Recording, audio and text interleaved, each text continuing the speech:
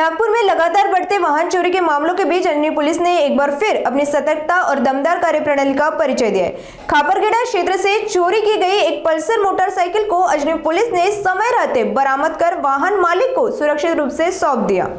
Milli जानकारी के अनुसार मोहम्मद अंसारी की पल्सर मोटरसाइकिल कुछ महीने पहले खापरखेड़ा इलाके से चोरी गई थी।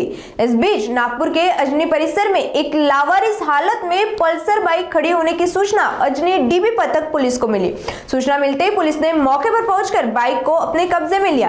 अजनी पुलिस ने वाहन के चेसिस नंबर के आधार पर जांच करते हुए गाड़ी के असली मालिक की पहचान की और उनसे संपर्क साधा। पूरी जांच के बाद पुलिस ने चोरी गई पल्सर बाइक उसके वास्तविक मालिक मोहम्मद अंसारी को सौंप दी।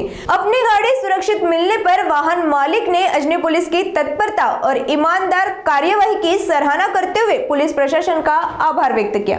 यह कार्रवाई नागपुर पुलिस की सतर्कता और बढ़ते अपराधों पर प्रभावी नियंत्रण का एक और उदाहरण मानी जा रही है। हेलो, मेरा नाम मोहम्मद अजहर अंसारी है।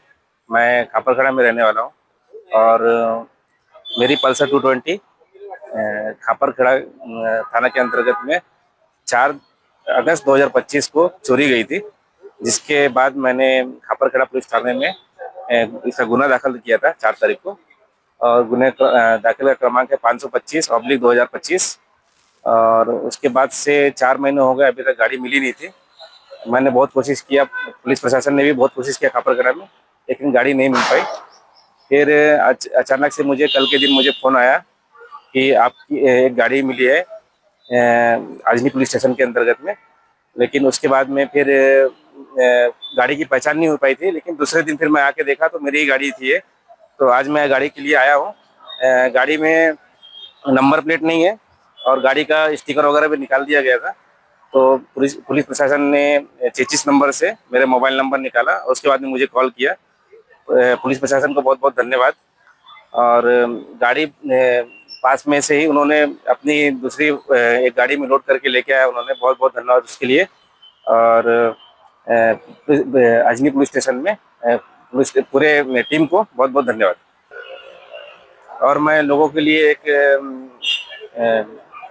लोगों को एक बार बोलता हूँ कि मैं आप की अगर कभी गाड़ी चोरी होती है तो आप पुलिस को संपर्क करें और उन्हें बताए कि ऐसी ऐसी कंडीशन हुई थी, ऐसा चोरी हुई थी। उसके बाद में गाड़ी मिलने का चांस बहुत रहता है। बस आप थोड़ा सतर्क रहे और थोड़ा संयम रखें कि आपकी गाड़ी जरूर मिल जाएगी। जैसे मेरी गाड़ी मिल गई वैसे आपकी भी मिल सकती है। दिनांक 6/12/2006 डिसेंबर 2025 रोजी डीबी पथक तपास पथकातील पोलीस अंमलदार दादाजी माडेंबार हे सगळे अंमलदार हे असेंब्ली बंदोबस्तला गेले असल्यामुळे डीबी पथकातील अंमलदार यांची बीट मार्शल ड्युटी लावण्यात आलेली होती।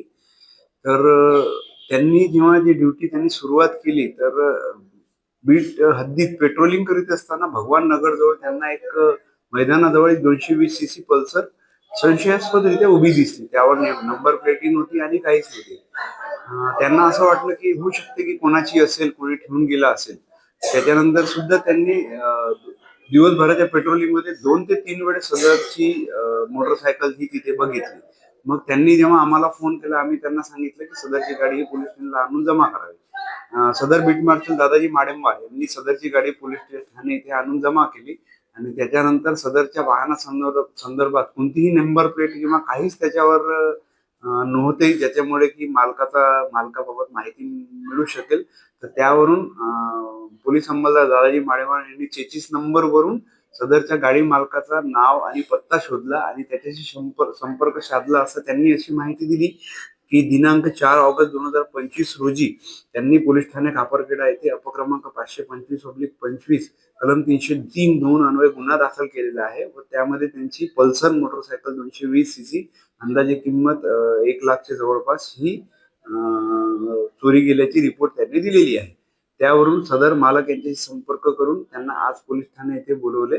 सदर गाडी सापडल्याबाबत माननीय वरिष्ठांना माहिती दिली व आमचे पोलीस अंमलदार दादाजी माडेंबार यांनी अत्यंत कौतुकास्पद अशी कामगिरी केलेली आहे। त्यांना आम्ही शुभेच्छा पण दिल्या या कामगिरीकरिता। मला पोलीस प्रशासनाकडून जनतेला हे आवाहन करायचं आहे की आपण आपली मोटरसायकल जसं आमच्या हद्दीत मेडिकल आहे, तर मेडिकलमध्ये मी 3 ते 4 ठिकाणी बॅनर लावलेले आहेत की ते अनधिकृतरित्या वाहने लावू नये. तिथे 10 रुपयाची पेड पार्किंग आहे, पण लोक 10 रुपये वाचवण्यासाठी अनधिकृतरित्या जागेवर उभी करतात. तर आता आम्ही ट्रॅफिक मोबाईल पण आम्ही पाठवणार आहोत त्या अनधिकृतरित्या ठेवलेले वाहन उचलण्यासाठी. तर लोकांनी तिथे अधिकृत पार्किंग दिले त्या ठिकाणीच वाहनं ठेवावी. तसेच एक ऑनलाईन किंवा एक बाजारात एक शॉकअपवर लागणारा लॉक लॉक उपलब्ध आहे. तर 200 ते 300 रुपयात तो लॉक भेटतो.